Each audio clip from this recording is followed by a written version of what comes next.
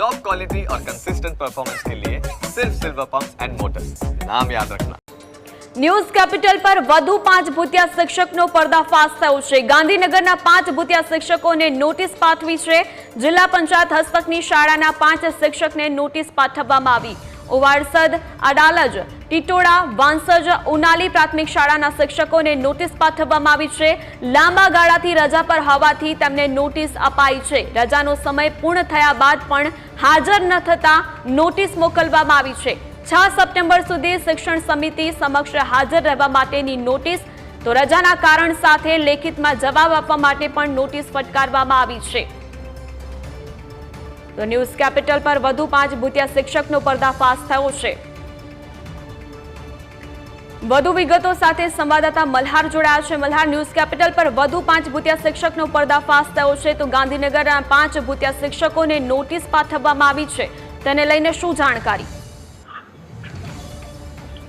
ચોક્કસથી નજર કરવા જઈએ તો જિલ્લા પંચાયત સમિતિ ગાંધીનગર હસ્તક જે છે તે 5 શિક્ષકો સતત ગેરહાજર રહેતા હતા। આ 5 શિક્ષકોને જે છે તે પંચાયત શિક્ષણ સમિતિ દ્વારા જે છે તે નોટિસ આપવામાં આવી છે અને નોટિસ આપીને 6 સપ્ટેમ્બર સુધીમાં કચેરી સમક્ષ હાજર રહીને લેખિત અથવા તો મૌખિક જવાબ જે છે તે આપવાનો છે।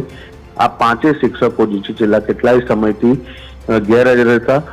આ શિક્ષકો જે છે તે કાયદેસરની રજા લઈને જે છે તે રજા પર ઉતર્યા, પરંતુ તેઓની રજા પૂર્ણ થઈ છે, પરંતુ તેઓ હજુ સુધી શાળામાં જે છે તે હાજર ન થતા તેઓને નોટિસ પાઠવવામાં આવી છે અને નોટિસ જે છે તેના આધારે 6 તારીખ સુધીમાં જો જવાબ આ શિક્ષકો સમિતિ સમક્ષ હાજર નહીં કરે તો આ તમામ શિક્ષકોને જે છે તે નોકરીમાંથી છૂટા કરી દેવાની પણ જે છે તે સૂચના આપવામાં આવી છે।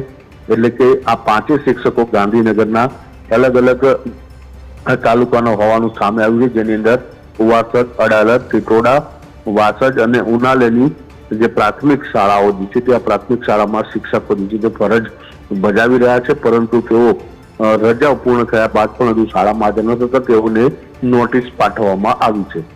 જી મલ્હાર, જાણકારી બદલ આપનો આભાર।